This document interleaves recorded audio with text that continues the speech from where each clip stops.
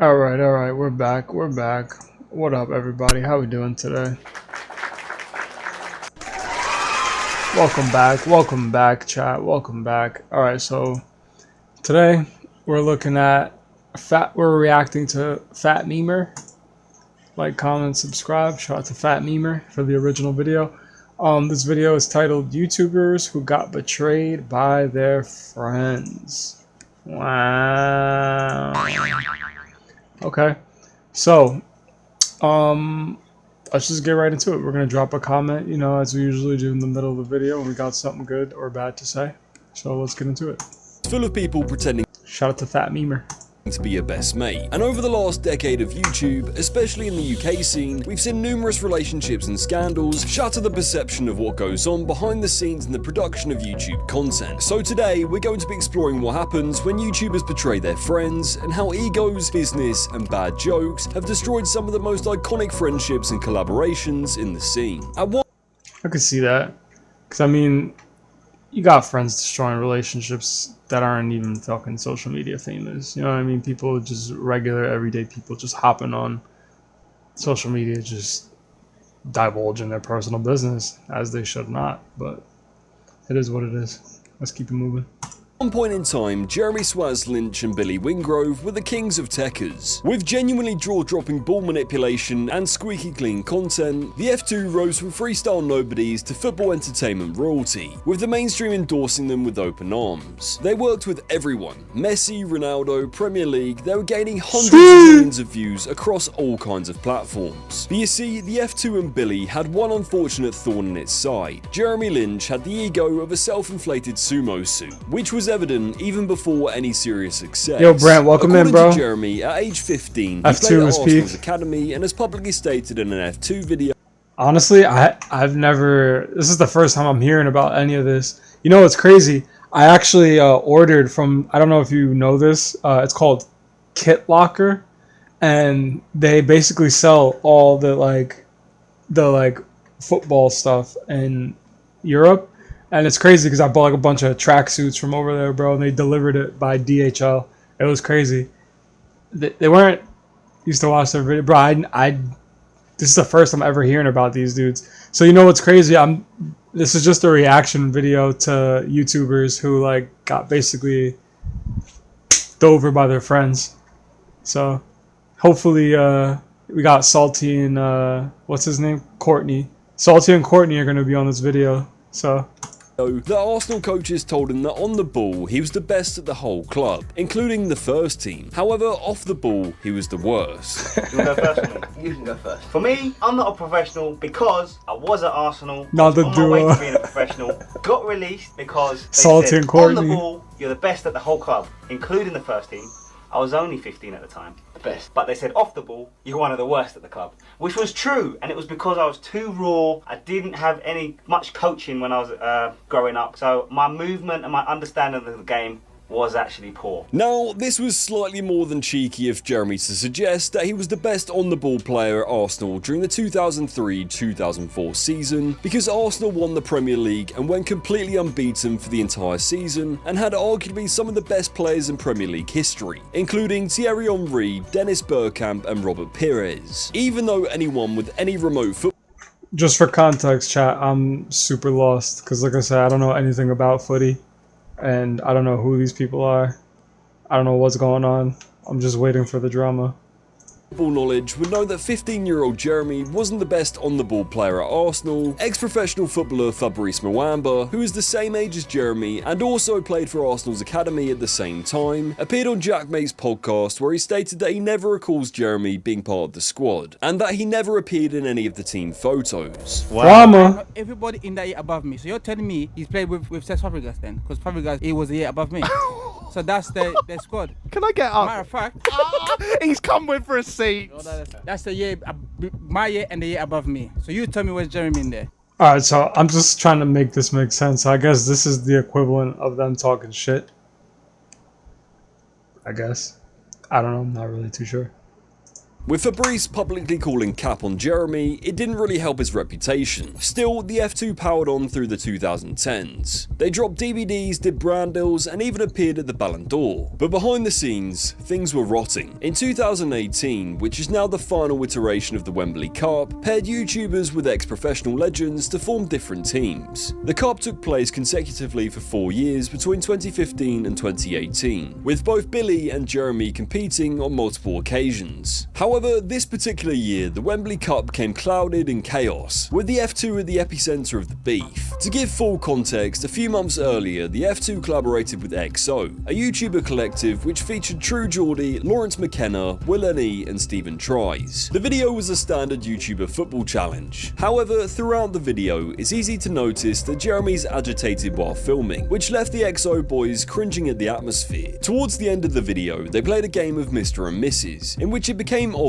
that the content they were filming wasn't going to be in line with the F2's family-friendly brand, and looked annoyed. Now fast forward back a few months, a day before the Wembley Cup in fact, Stephen Tries posts a video I mean, listen, if you told me you wanted to link up with me and you were watching my content prior to this, and you know I'm trying to stay family friendly, and then you come with some like derogatory shit, of course I'm gonna be upset and annoyed, because you're wasting my time, number one, my money. I could have been filming something completely different, and you're probably gonna make me lose some of my fan base because they don't watch what you're doing.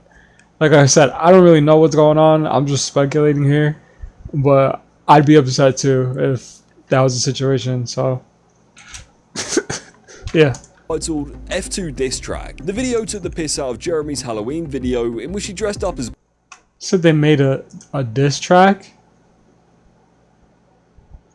Not this again, bro. Batman and had a light-hearted poke at the F2 as they were playing them in the Wembley Cup the following day. So the following day when the Wembley Cup rolled round, Jeremy didn't take it too well, confronting Stephen in person after the match alongside his mate Manlight. As he should. The confrontation led to the F2 getting kicked out despite winning the tournament. A few years later in August 2020, Stephen... Wait. Those dudes are great.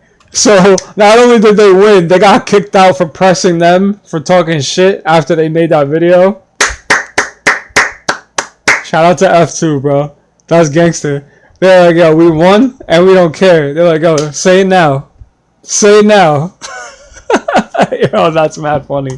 Appeared on Jack May's podcast, where he discussed the feud with Jeremy Lynch and the drama surrounding the Wembley Cup, That's which unbeknownst to him would lead to a catalyst of more drama for the F2. Yo, why they got so much drama? They're like, Oh god. And they've got a camera crew with them. So he comes round and he's going, I think my mate's funnier than you. Okay. So he's doing that. And of course I've been saying to people that what they did after the game. And so my dad, who was at the game to watch me, just stands at the other side of them. And I think they recorded it, so they'll have the footage. Never been released. I don't know why. And then Adam Boltwood, who you might know from some videos, like he was filming it as well. But the cameraman for them, like they were making the shit dig. It was just the weirdest afternoon. So what they've come over to you to try and get his mate to roast you? In my mind, I think you've won the Wembley Cup. This is what this is all about. Just celebrate it. He was taking photos in hashtags, like where all their players were, stood in the middle of them taking photos. They're all fucked off with them. And he comes up to me because he's just get all these points off people, thinking you've beat us in the game. That's what this all was about. This is done. You've had the last laugh. But then he comes over to me, so I just start picking at Jeremy, then going talk about his Halloween video. Yeah. Because it's so easy to do. Yeah.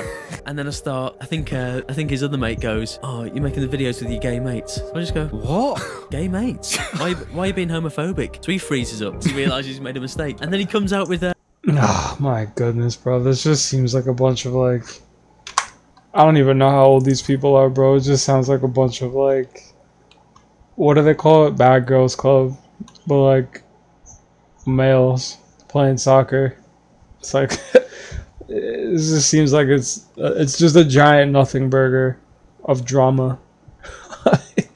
he's getting a Lamborghini. A few weeks later after this podcast was released, Fuck? footage emerged on Twitter of the encounter between Stephen and Jeremy almost 2 years after the Wembley Cup. This unbelievably cringe video led to the majority of people coming to the conclusion that Jeremy was a knobhead and expressed his true colours. On the 5th of September, CEO and founder of #United and Wembley Cup, Spencer lost. FC, posted a podcast on his channel discussing the drama surrounding the 2018 Wembley Cup. However, deeper in the podcast, Spencer also alluded that things between the F2 were on extremely rocky ground and that Jeremy and Billy aren't on the best of terms and hadn't been for a long time. We can't speak for this firsthand, but I've heard all kinds of rumours about what's going on behind the scenes with those two. I think they've sold Rascal. I believe they've wrapped up some of their other businesses as well. And at one point, the F2 had like 4 or 5. They had an agency. They had the F2 Academy, which is like an education thing. They had Rascal. They had another agency that wasn't about footballers, it was about young guys. There's rumours that they've got rid of a lot of those businesses. That dude looked like he could not care less about anything that man just said. Yo, he literally was. Yeah. Yeah, yo, bro did not give a fuck. And some of the reason that is rumoured to be behind that is because they are not on good terms. I don't even know if they're for a number of years, not seen this firsthand, them working together has been a necessary evil, shall we say. I don't know if I'd be that surprised. Subsequently, after this, Yo, bro was exhausted. Began to speak out about their experiences working with Jeremy. These days, the F2 channel and duo are basically split. Billy Wingrove has his family channel making, well, family content, and Swaz Lynch has his incredibly successful YouTube channel making TikToks for kids. What once looked like a tight friendship turned out to be just another business partnership, one soured by ego and delusion. And when your whole brand is built off teamwork, that kind of breakdown is hard to hide. Brian Davis, aka True Geordie, was never your typical YouTuber. Angry but passionate rants, brutally honest takes, and a body like a rather large pub bouncer. I don't know, so my take on that is just, it was just a bunch of dudes who like, I don't know, it just seemed like they just didn't like each other. Or like they were just envious of each other. I don't know. That was super weird. It seemed like a bunch of hating ass energy, low key.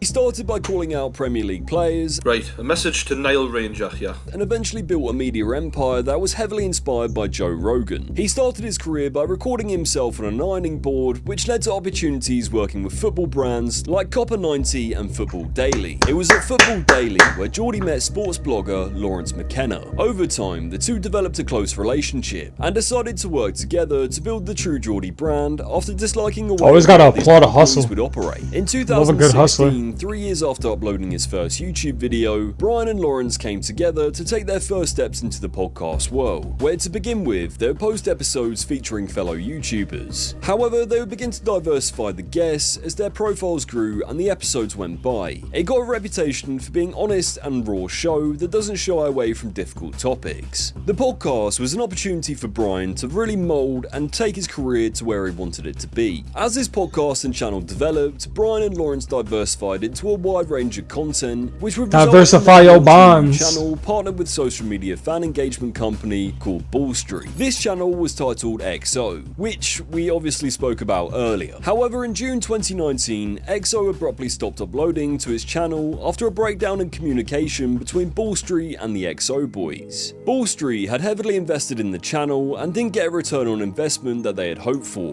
So what? That looks like the same guy from the last video. Like I said, I don't really know what's going on in these. I'm just speculating. But that definitely was the same guy from the last video.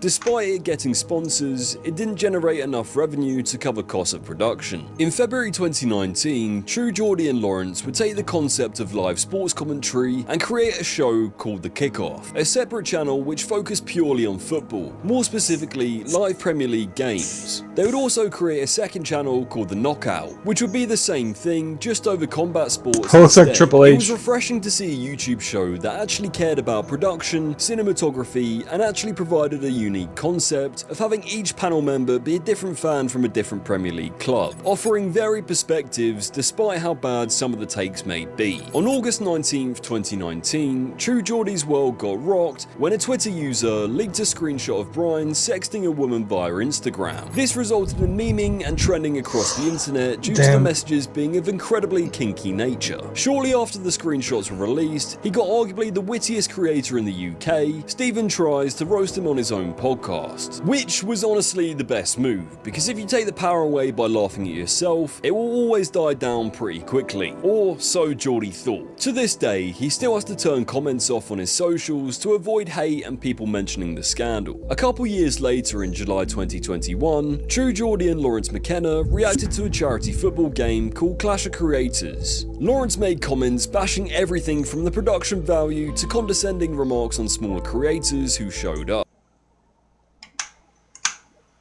So I'm confused again.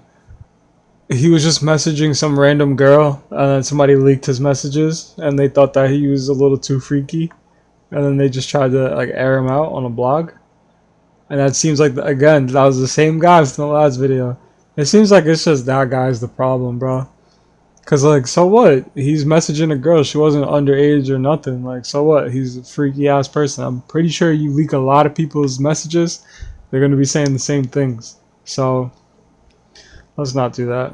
YouTuber Jackmate responded to his comments by stating, I've got to say, I thought you come across as a bit of a prick in it, mate, to be honest. I know it's your event and I don't expect you to give your opinions on it, but again, it's a charity event that a 16-year-old dreamt up, and then you dedicated it in memory to your fucking dad that passed away. You don't need to make shitty comments. Lawrence responded to the backlash and apologized by So stating, much going on. I play fast and loose with how I make jokes sometimes. People who watch me regularly know that I trust my audience to interpret my intentions. In this instance, I didn't understand the full context of who it was upsetting. I'm sorry to people that I upset. I didn't intend that. Although this reaction video wasn't a great reflection on either of them, the real trouble would come the following year in 2022. You see, over a number of months, True Geordie had a number of online squabblings with Andrew Tate. Oh, that's Phat Memer. I see it on his shirt. Okay. I did Shout out to Phat Memer show where we would just do like little bits of news, bit of joke here and there, and that. And I'd seen some videos of him back in 2018 because he basically has been chasing fame for years. People don't realize this guy is the most desperate, fame-hungry person. Really? He was in Big Brother. Like, I knew he was in Big Brother. He's wanted to be famous for years because the guy's, I don't know, there's some. Is that Andrew Schultz?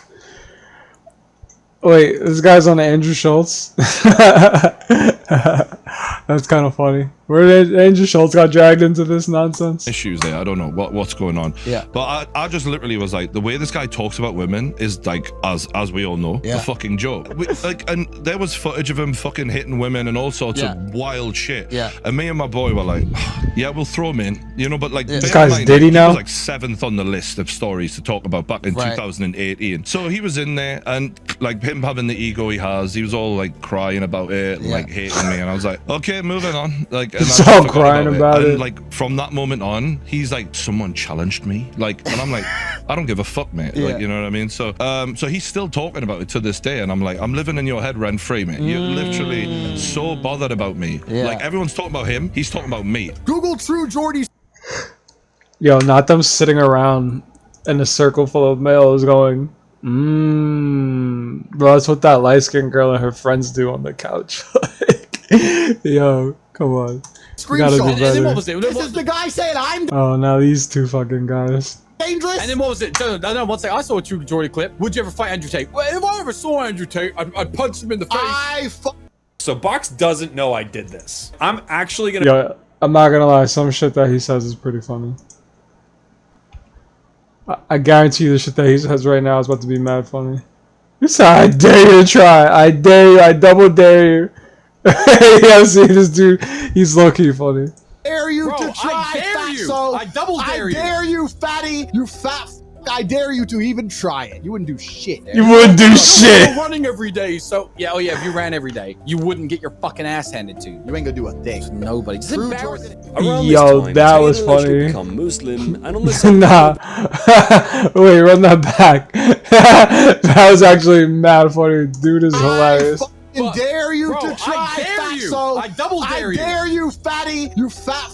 I dare you to even try it. Oh my goodness. You Well, wouldn't but do I a don't want to thing. go running every day. So yeah, oh yeah, if you ran every day, you wouldn't get your fucking ass handed to you. You ain't gonna do a thing. Nobody. You ain't gonna do a Around thing. this time, Tay had allegedly Yo. become Muslim, and on the 7th of November, during a live stream of a That Chelsea guy's game, Muslim? Brian and Lawrence Nah. were asked by the chat if Brian would be fighting Andrew Tate, to which True Geordie replied with, Mate, come on. Andrew Tate's got God on his side now. There's no way Brian would win that. Although I would gladly blow myself up if I could take that shit bag with us.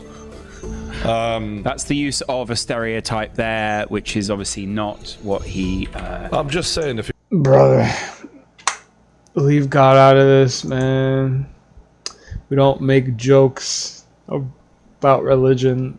That's low tier energy. That's low vibrational energy, bro. We do not joke about religion, bro. It's not funny. Lame people do that shit. If he really wants to prove it, do the right thing.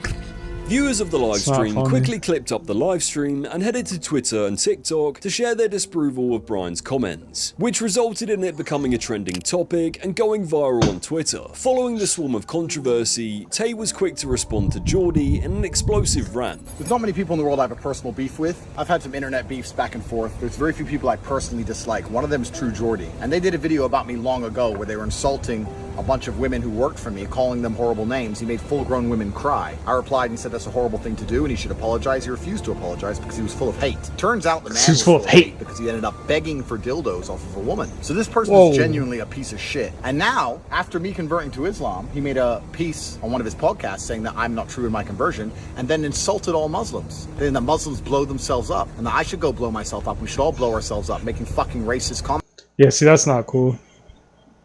That's not cool at all. See, that's why I said, like, I'm so confused as to, like, what the hell is going on. This shit just spiraled so out of control. So what is that guy? Just like a giant neo-Nazi? Like, I'm so confused, bro. About an entire religion, as if that's somehow funny. Let me tell you something, my friend, and if True Geordie, if you're watching this is a message directly to you. There are certain times in life you need to know when to shut the fuck up. And the religion of billions of people across the fucking planet making ignorant jokes about fucking blowing ourselves up, thinking that's going to go without consequence. You're going to learn very quickly, my friend.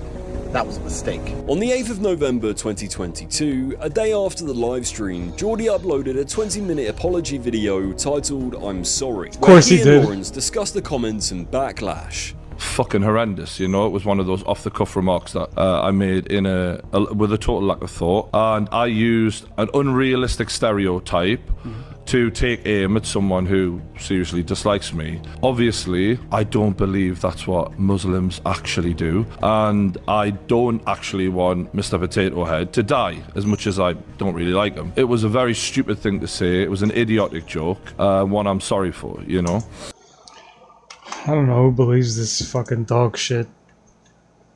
Like, who genuinely just sits there and believes this nonsense? It's crazy. For me, knowing that is like when Lawrence's son was born, it meant a lot, you know, to me. And to think that anyone would think that that guy that's definitely is soaking it in. That's in me. When I have so much like love for your family, it was just such a stupid Oh, moment. that guy's loving it. After the apology video was released, he received even more backlash, with the majority of people feeling like it wasn't really a sincere apology, due to him talking about his own life for a large portion of the video, and that it was more of just an obligatory thing to do to save his own reputation and brand relations. Some online commenters stated, "How does an apology for casual racism turn into a pity party for Brian's personal life? Don't forget to hit that like button if you enjoyed and subscribe. Worst ending to an apology video in the history of apology videos." Oh shit, he said that? Apology video.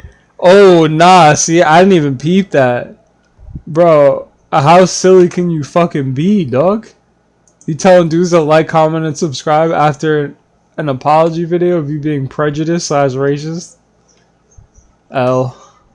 This is a please don't cancel me. As the hours clocked on, brands Geordie was associated with started to feel the pressure from the bombardment of outcry, with Gymshark, one of his main sponsors, being the first to disassociate themselves with Brian. They put a statement out on Twitter stating, "We do not condone racism, discrimination or Islamophobia in any form. We do not agree with the comments made by Brian, aka True Geordie, and have suspended our relationship with him indefinitely." They aired him out immediately. ASAP. As the first domino fell, so did the rest of his sponsors. PokerStars ended their working relationship with him, and even Twitch, the platform he used to livestream everything, banned him. This subsequently led to members of the Kickoff running away in the first chance they got, trying to get away from the radioactive PR disaster that Geordie had become. Adam McCullough stated, "I was friends with Brian before the Kickoff, so this whole episode has been a bit confusing for me personally. He is..." See? So you gotta be careful, bro, what you say to people. Like, you're getting so caught up in that little internet beef you have with Andrew Tate, you let that shit go to your head, and now you're disrespecting millions of people. Oh, but I'm so sorry. Like, comment, and subscribe. Psh, fuck out of here, boy. Bun. Since reached out, which I appreciate. I genuinely don't think Brian is a bad person at heart. He just made a mistake. We all make mistakes at some point. The way it's been handled throughout, though, has been poor. Ultimately, I've made the decision to step back from my position on the Kickoff. After being dropped from all of his sponsors, all his friends, colleagues abandoning him, and the backlash of the last apology video, True Geordie uploaded another video to his channel a few days later, titled "Listening, Learning and Changing." This time around, the video got to the point a lot quicker, with one person stating, "This style of short, genuine apology is always better than a mini 20-minute podcast where topics can spiral, make you look worse and disingenuous. Unfortunately, mistakes have consequences, but I hope you're able to move forward." After the scandal, Adam McCullough, Rory Jennings and Boovie all left the Kickoff. Brian asked I was like, that's messy. the World Cup. So he did. But once the tournament ended, so did their partnership. And he said, "Would you do the World Cup with me?" And I wasn't really in a mental space to like it was kind of traumatic to go through that. Like you know, to be humiliated on a live stream is not, or just in public, is not pleasant. And you probably know this. You have days where you're like, I don't want to go live today. And you're probably just having a slightly bad day. These were like bad days back to back to back. I had brands who I was meant to do stuff within the World Cup just being like, "Sorry mate, you are like radioactive right now." It's like I'd just been in the Chernobyl reactor, and people were like, "Yeah, we can't do a brand deal with you right now." So we were losing. Damn, that's terrible. All because you were next to this guy? Because you're supposed to be friends with this guy? And he was talking bad about Muslims being Islamophobic. That is insane, bro. See, that's why you gotta be careful, bro, who you're friends with. Because you don't want to be taken up for your friend's mistakes, bro.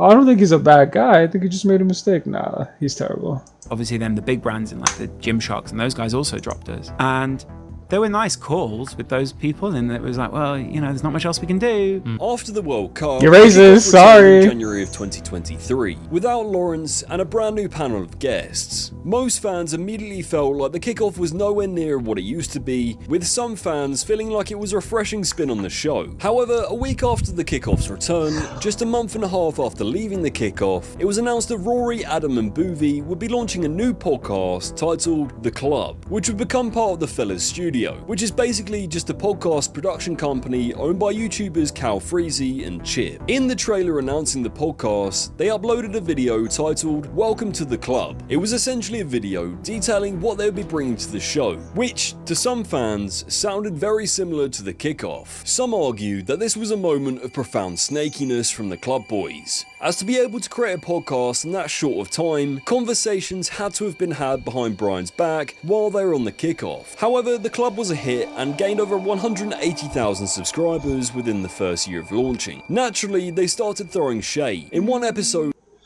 I mean, is it really like that sneaky? I mean, one of those dudes looks low-key Muslim, so it's like, this man is outed as being Islamophobic. Fuck him. You know what I'm saying? Let's start our own shit and fuck him. We don't need this guy. I don't see anything wrong with it. They brutally ranked football podcasts and this part. Yeah, look at that guy. Look at that guy on the left, bro. That guy looks Muslim as fuck. And if he's not, then shit. Sorry, but look at him. So, and his boys are probably like, "Yo, fuck that guy." Skipped over their old show. Fans weren't stupid. Honestly guys, I think either address the straight up what happened with the True Geordie, or don't mention it at all. This wink wink nudge nudge stuff is bizarre and disrespectful. Since his time on the Kickoff and the True Geordie brand, Lawrence has done a wide variety of work from Oh, so I guess like they were throwing shade at homeboy. But again, I mean, look at the size of him. That's all they could probably do is throw shade. That's what most people, you know, like, who, you know, just average, that's just what they do. You know what I'm saying? They're just, it's not going to be direct. It's very indirect. So, like the homie said, they're throwing those wink, wink, nudge, nudge. And it's just like, cuz, like, they're not going to actually say, like, yo, I think you're a whole bitch. Because they're scared. So, because like I said, that guy's pretty fucking big. creating documentaries, launching his own channel, and producing the Chunks and Philly podcast, which has now also gone down the drain due to the alleged crimes of a certain someone. In 2025, Lawrence was interviewed on Angry Ginger's podcast, where he explained in detail why his relationship with Brian couldn't make it through that toxic juncture, and why it was a difficult period in both of their lives. Is there anything you'd tweak differently about what you did when you had your time on YouTube, etc.? Yeah, I'd leave True Geordie sooner. Really? Not because we didn't get along, and not because I didn't like him, but because the mission started out as, in my mind, help. See, this guy is fucking fake to me. Like I said, this is my own personal opinion, but was this not the same guy that was right there with him while he was making those Islamic comments, laughing? Like, I was sitting right there laughing, but now all of a sudden it's, I would have left sooner. But you're being fake because you don't want to get canceled too. Stop the bullshit. Stop. Him build it as big as possible, and hopefully I'll be really going up with him. Yep. And then I can do my own thing, and he can do his own thing, and we can just do stuff in between. Yep. But because stuff went wrong along the way, and cancellations cancellations happened and stuff like that, I don't think people realize how big the True Geordie brand was at one point. Like, it was absolutely. It was massive. If people said to me, True Geordie, I don't know about you, but when I was growing up, right, he was like 100%. Obviously, until recent events, he's probably up there. I think that's my point, is he doesn't get the flowers because I don't know Brian anymore. When he made the comments about Islam and I was next to him and it all cracked off, our relationship just wasn't in a point where we could have gotten through that together. I just had a kid 3 months before it, my wife had, and we'd had a new kid, and our relationship had become quite strained. And I think part of the reason that we got to that stressful point where he was making like strange comments on camera, should we say, was because there was a lot of stress around the business at the time, just keeping it going. And you know what it's like. There's a lot of pressure to deliver a brand. I don't know, bro. From what I saw, this was the same guy right there sitting there laughing. I mean, he didn't sit there and say, yeah, you know what I mean? I feel the same way, but he was laughing. So, like I said, I mean, it has nothing to do with me, but speculation, bro. This is for entertainment purposes only. Deal before this date and to do this. And as easy as that seems, I think the thing that people don't know about YouTube is sometimes you can't just switch it on and be like, right, we're going to be funny today. Or if someone's got something personal going on in their life, you can't just go and have a smile on your you face want to go and to the laugh gym, about or it, you want to try and get it out somehow. And we just weren't looking after ourselves, and then Word. all that cracked off. I went to the we gym were this just morning. not in a position to make it through. It kind of got to a point where he was sort of, he didn't say it specifically to me, but it was sort of like, you know, everyone else had gone off and made their own thing. They've made their own business off the back of that. And I felt not obliged, but like I felt loyal to a friend that I knew didn't mean to cause the harm, but at the same time wasn't helping us to stop it. We all disagreed on how to deal with it. Did it need to go that far? Did you need to be fully cancelled? Did you need to basically be thrown to the lions or whatever it was? I don't think so. I'm also not saying therefore forgive everything. Do you know what I mean? no, I hear that. You can do both. To be honest, we didn't have a good relationship at that time, Brian. We were very loyal to each other, but we did not off camera have a great relationship. There was a lot of tension between us because I just had... It just really seems like he's doing his best to distance himself from this guy. But like I said, in the moment, like when it happened, you didn't end the stream. You didn't say, hey, brother, I'm going to leave. Nothing. You rocked with him until they clipped him. And then after, that's when your whole rhetoric changed. So like I said, I don't really know if I believe this guy, but you let me know in the comments, chat.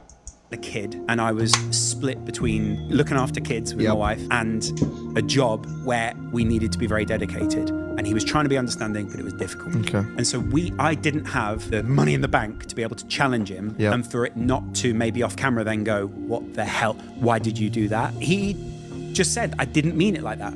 I'm not going to apologize because I didn't mean it like that. And so we were saying, we can't say that. Like, we've got to go out and do this. And then we recorded a longer podcast. Somehow I went home after recording the podcast. Obviously my kid was young. And then that podcast got edited down and we took a load of stuff out that should have been left in. It went out. And then loads of people were like, well, he doesn't really mean this, sorry. And the chance at redemption was gone. See? He's talking way too fast and it's not making sense to me. So that's why I said people who usually do that, you're lying. Or you're hiding something. But like I said, you trying too hard to distance yourself away from homeboy. That's your man's. So Lawrence has also noted in an interview with Mark Goldbridge that Geordie and him potentially made a mistake by not giving the other members of the Kickoff skin in the business, or as it's sometimes referred to as a co-op business, in which members become part owners and have voting rights in key business decisions, which you can probably understand probably would have been a good move for everybody involved in the Kickoff. At the end of the day, the social media world is a cutthroat mistress where you can lose your clout and livelihood overnight. So in the face of famine, one is always going to run where the bread is. However, Geordie's temporary downfall actually looks like a blessing in disguise. On his main channel, he now covers current events, both political and viral stories, which have a very solid fan base. The Kickoff has an all-new rotating cast of fans from different clubs, which also holds consistent viewership despite now being over Zoom. However, where Geordie has really shined has been on his revitalised channel, The Pain Game, where he discusses everything in combat sports. In October 2023, Geordie uploaded a podcast to his main channel with Mams Taylor, who is KSI's manager, where when talking about KSI, he basically indirectly addressed his friend's betrayal for the first time. I mean, and you know the saddest thing, I've thought about this before, and I don't mean this as a knock on JJ at all, it's just like, in his shoes, I can only assume you will almost never know who your true friends are, because you'll never see them tested to the fullest extent. Like, only when you have that moment that you had, and that I've had, where you have zero in the bank account. yeah, but you're different, bro. It's like, it's one thing going broke and then hitting up your friends asking them for money. It's another thing to be outed as a fucking racist. And where the people who you've had built around you for the money, you know, have a reason to either stay or go, then you'll find out. But he'll never have zero. He'll never. And as much as he can get a good idea and he'll think, you know as well as I do, until those motherfuckers are tested, you'd be shocked at how many people will walk away from you in that scenario. This wouldn't be the last time that Geordie would inadvertently address his past experiences. During a video he posted in which he covered the attempted cancellation of Andrew Huberman. You're now a celebrity. And what that means, unfortunately for you, as a wise man once told me, he might have been in the in-betweeners, you're now for sale. Every friendship you have. If anything goes wrong and they're no longer on the take, they'll sell the story about you. If any relationship doesn't pan out the way it was supposed to in the heads of other people, they'll sell their story on you. You are there to be sold, so you have to pick your people carefully close to you. And no one knows this more than me. It's hard. And you've got to trust people and give people a chance, and you will get burned. But what you don't want to be doing is treating people like that. This video was released a few weeks after Lawrence's interview with Goldbridge, leaving some to believe that Geordie may have had Lawrence on the mind when saying that. To other people, they believe that Brian just didn't want to give anyone anything to create further drama and money off his back. However, further fuel would be added to the fire when Lawrence appeared on Mark Goldbridge's livestream at Borderly, where the pair discussed the fact. See, again, it seems like this guy right here just talking too much. Like, if you didn't like what he said, so leave it at that. Listen, bro, I can't rock with you anymore. Peace. Don't go on people's live streams talking about them, because look at him. He's ready to start telling. He's ready to start asking. He's ready to start snitching. Look at him. Look. The mark had been left unread by Geordie about doing a podcast. I don't want to upset Brian or Rory. Did you say Brian? Or Adam. Brian? Yeah, you are good friends. I haven't spoken to Ryan in ages. You've never had it, yeah. Not since I did that video with you. Right, yeah, of course, yeah. I just asked him for his side. Platform that twat? No, I just asked him for his reply. Didn't want it. Left it on red. Didn't want it. He likes American things now. Imagine being able to build an app with your... Did he just call him what I think he called him? That's kind of... Don't get political. He likes fighting things now. Yes, and that's why I'm here. On the 1st of April 2024, during a podcast with Andrew Tate's victim's lawyer, Geordie called out his old sponsors for abandoning him and claimed that while a lot of people were platforming Tate, he was one of the few to actually call him out. Bro, you're talking to someone who has pissed this guy off before, and the level of, like, you know, I got into a back and forth with him, and he instructed God knows how many of his little pathetic minions to go after sponsorships I had. I've had a lot of impact on my life through challenging this guy, and my sponsors didn't even stand by me in that moment. They ran. Do you know why? Because they were getting bad reviews on their little shop on the high street. I'm talking about Gymshark. I'm going to name them. I'm going to name a couple of others. Poker stores. Very disappointing because I made a mistake on what I... Well, because look at what the fuck you're doing, bro. Like, this is what people don't realize. They dropped you for this reason right here. You're literally going to war over next to nothing, and they're trying to sell merch. So yeah, of course they're gonna fucking drop you, bro. Like, you literally are bad-mouthing billions and billions of Muslim people who probably spend money at those shops as well. So of course they're gonna drop you. Like, what? Bro, the delusion is just insane. But what I was standing for against this guy, I stand by. Yeah, what up, Gab? Welcome in. When people look back at this, happy Sunday, Gab. Who was in the right and what I stood for was the right thing. And yeah, I might have said the wrong words at the time and been lured into stupidity because I was drunk on a live stream. But what I stand for is the... Wow. You see that? Yeah, homeboy just took 8 different ways out of accepting accountability. Bro said, oh, I was lured into stupidity because I was drunk on a live stream. Yo, my man, you said what you said. Own up to it. Like, you're a grown-ass man, bro. Like, stop backtracking. And this is, again, why they cut your ass loose. Because of this shit right there.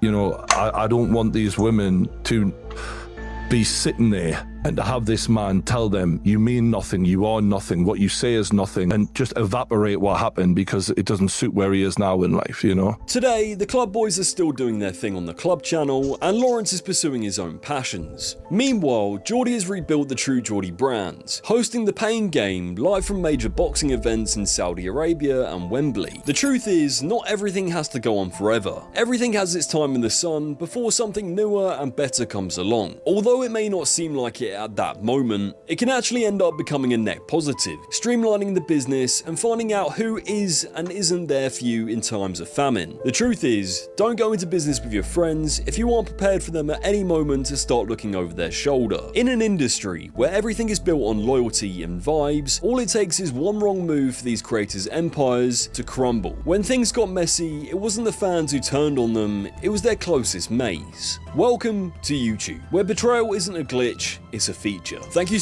Yeah, but that last one is technically not betrayal, though. Like, homeboy straight up said some, like, what was it? Islamophobic shit on a live stream. And he got canceled, respectfully. That's not betrayal, bro. Like, I mean, the way that his homie went about it was betrayal. Because it's like, he didn't just get up and leave immediately. Like, he literally waited until everybody else cut him off first, and then after that he started just going around talking bad about him on a bunch of live streams. So, like, that's kind of ass, but what can you do, man? Gotta do better. Don't go into business with your friends or your family. Well, watching this video. Like I said, it wasn't even really about that. It was just like, homie, he said some Islamophobic shit, and his friend, instead of like if I was sitting here right now and just started going on like a crazy like racist rant, and then like you basically just sat here and just listened to it, like laughing or whatever, like engaging with it, but like never like dismissed yourself immediately. He waited until like basically the whole, I don't want to say the world, but like it was just like a trend to just like not like the homie anymore. I mean, because like I said, respectfully, he was being Islamophobic. Like he said something crazy about Muslims. So it's like, all right, granted, like yes, cancel this guy, but his friend just kind of waited. So that was just super weird. What's this next one? The most bizarre things ever sold online. I think I'm gonna do that one next. Let's do that one next. Alright, I'm gonna cut this. I'll be right back.